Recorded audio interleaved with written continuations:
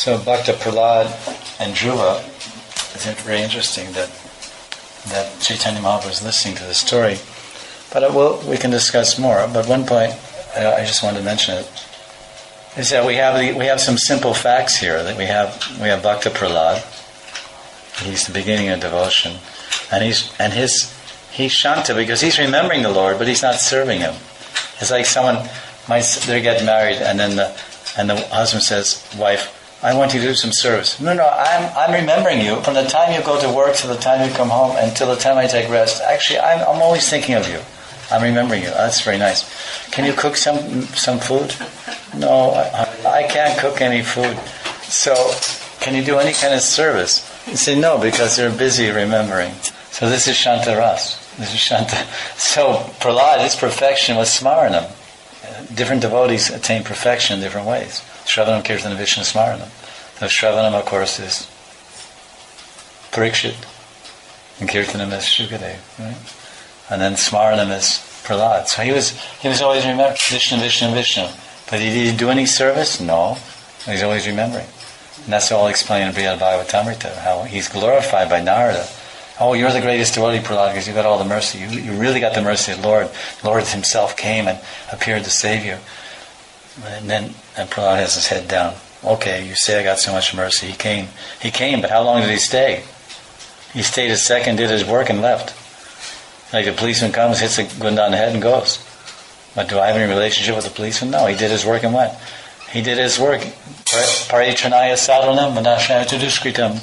So okay, I'm a sadhu, he saved me. Paritranaya sadhanam vinashaya duskritam. And duskriti, my father is duskriti, bad guy.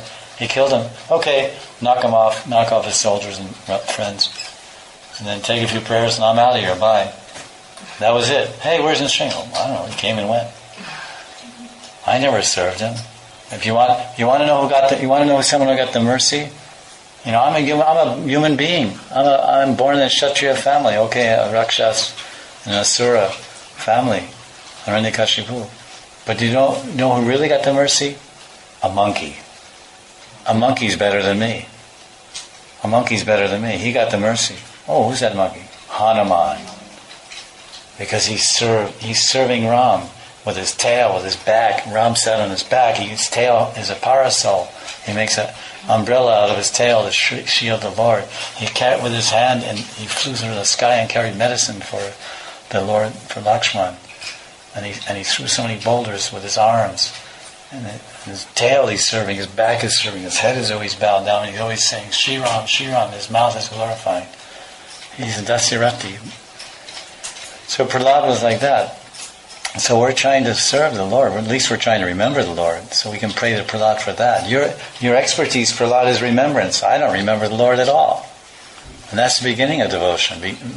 Devotion begins with remembrance. You can't serve somebody you don't think about. Like this analogy of the wife.